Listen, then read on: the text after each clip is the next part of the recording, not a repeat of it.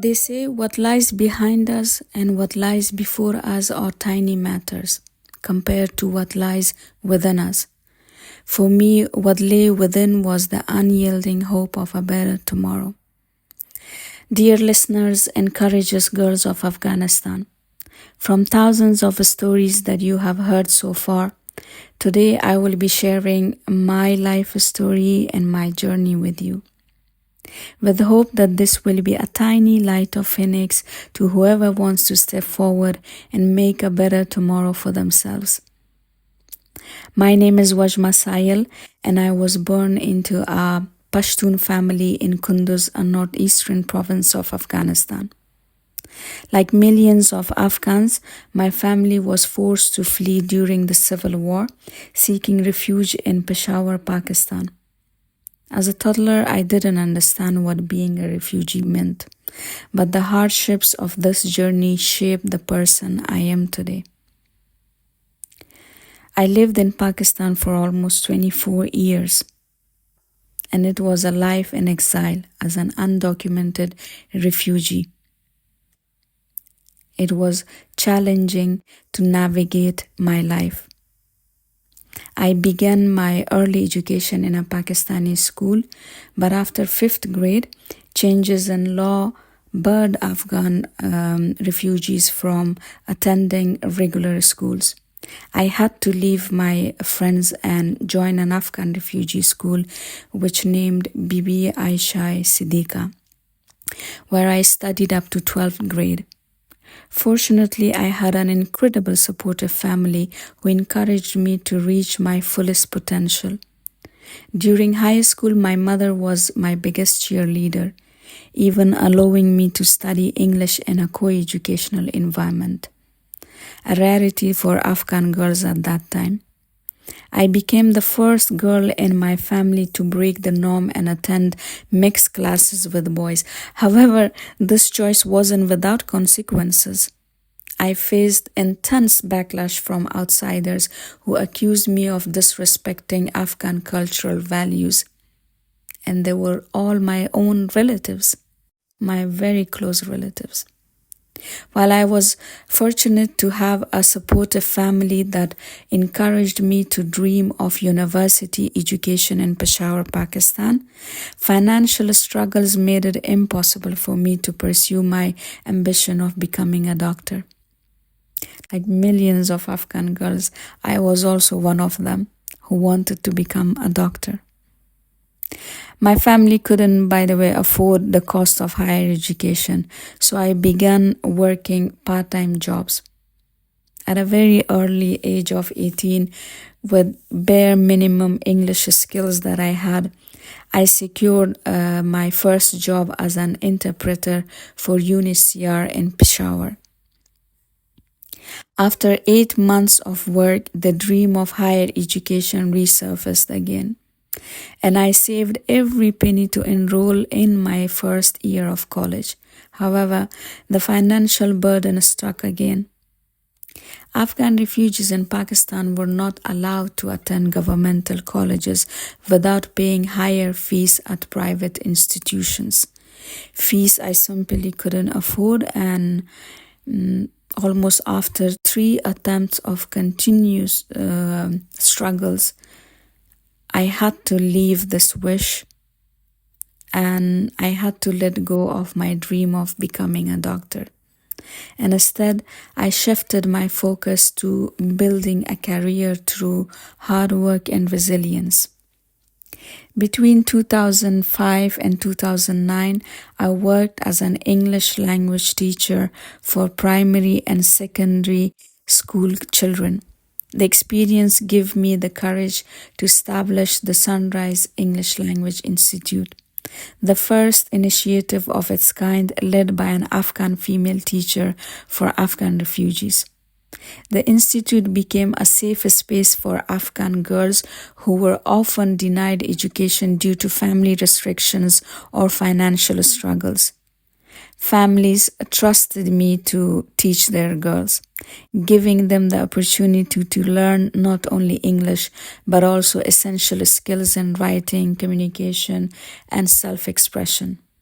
However, starting this institute was not easy at all.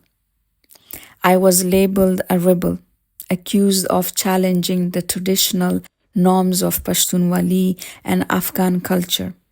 I questioned the mindset that forbade Afghan girls from working or learning in a mixed gender environment.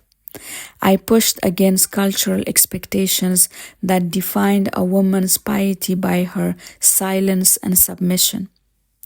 This journey taught me resilience.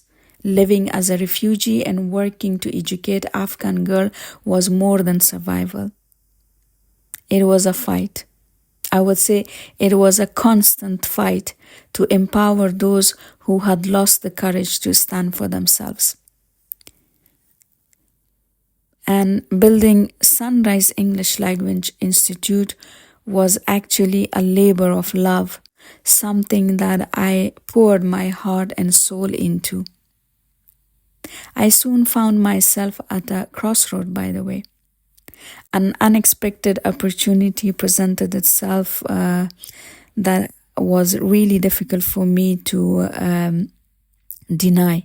Actually, it was opening a new door for my personal growth and future. So therefore, I had a very difficult time to make a decision between leaving the institute that I built with so much love and choosing a career that was opening new opportunities for me.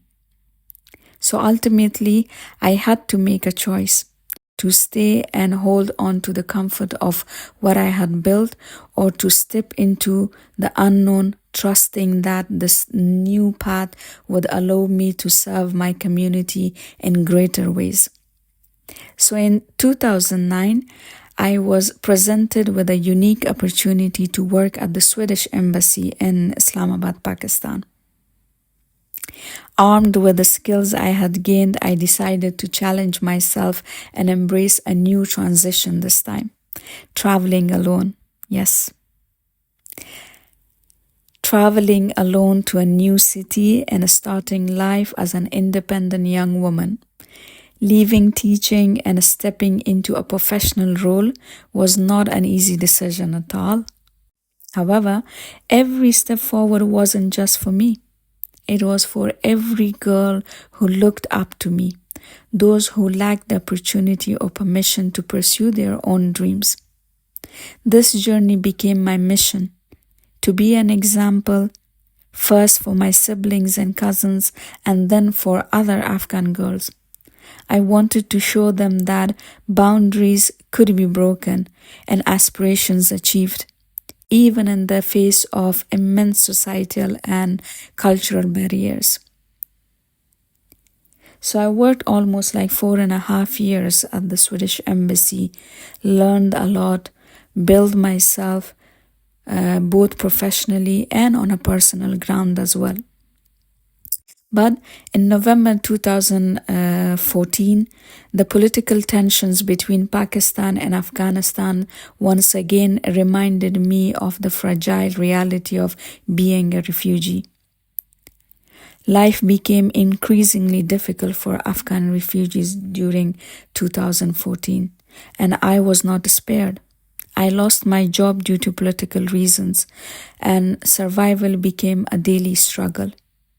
Being a refugee felt like being a leaf carried by the wind, uncertain of where it would land, but constantly yearning for solid ground.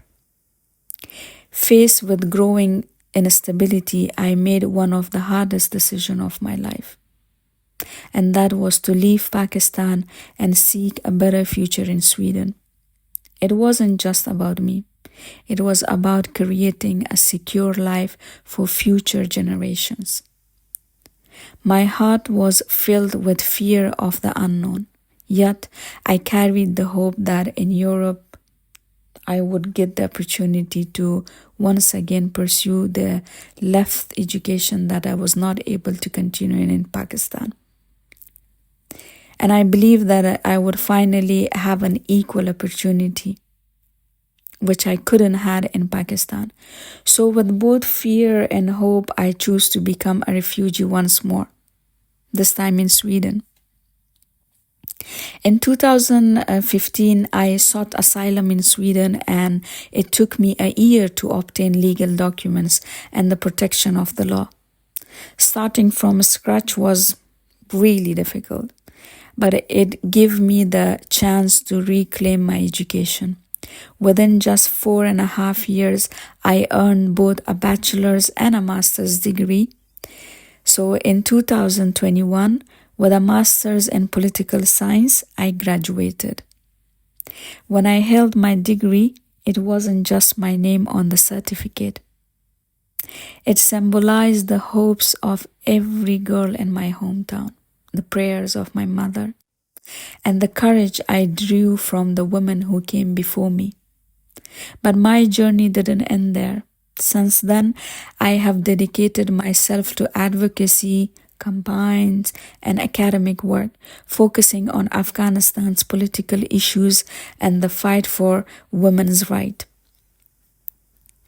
When in August 2021, during the second resurgence of Taliban in Afghanistan, I saw this political turmoil, the fear of Afghan women. Once again, I have had vocal opposition to the group's restrictive policies on women.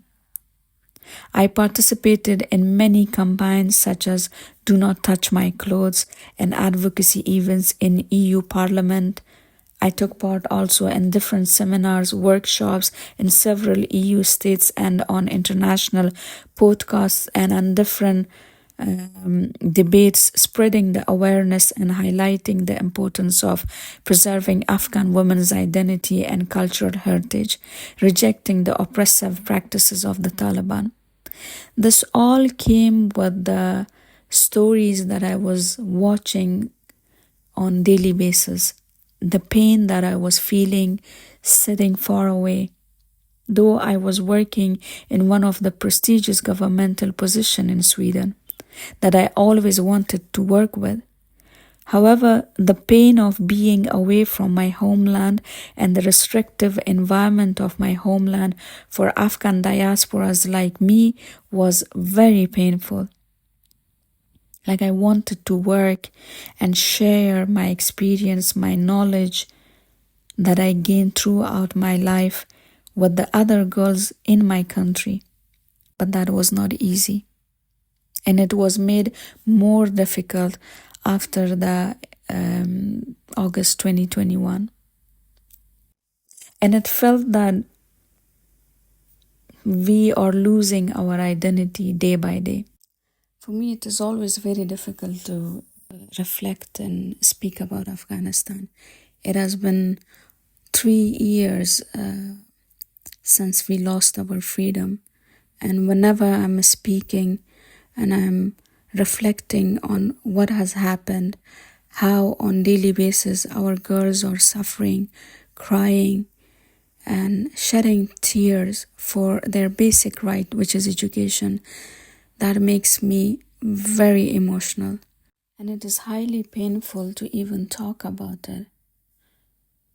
Like, I'm always thinking how painful it is for a girl who dreams to become a doctor, a nurse, an engineer maybe in the future, a fashion artist, but today she's behind the locked doors. And nobody is there to even challenge or questions these stakeholders for neglecting and for banning the very basic rights of human that is given to them by birth. But I believe that we are more than footprints in the sand. We are the seeds of tomorrow's land. and this land will stand on its feet again, and our courageous women will have their identity and their rights back again. My story is one of the many, and together we can write a new chapter for Afghan women, one of the education, empowerment, and endless possibility. As Rumi said, the wound is the place where the light enters you. And it is the time for us to let that light shine brighter than ever. I know what is the pain of losing a homeland. I know what is the pain of losing your school, your dream. But I can also assure you that this is not the end of your story. Whoever is listening today to me, you will rise again and you will reach to the highest potential of yourself. But the key is to push forward, take consistent steps, and never give up. My last message to my Afghan women is that your strength and resolve inspires the world. The ban on women pursuing education and healthcare is a tragic injustice that recently happened. But your dreams cannot be silenced. Education is your right, your weapon, and your hope. Dear Afghan women, continue your resistance with the power of your determination and unity. Your knowledge, compassion, and resilience is irreplaceable. Every small act of deafness, every shared lesson, every whispered hope plants the seed of brighter future. And I would also take the opportunity to send a message to the international community that the oppression of Afghan women is a stain on humanity.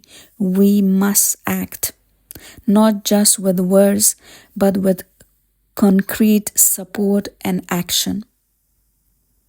Afghan women are the lifeblood of their nation's future, and their fight for education and equality must be our fight too. And I know that Afghan women's courage will light a path through the darkness, because the world is hearing them, and everyone, including me, who believes on freedom, who believes on equal opportunity, is standing together with Afghan women, voicing their echo and voicing the justice that they deserve. Thank you so much for listening to me, and I hope that my story can inspire at least one person back in my home country.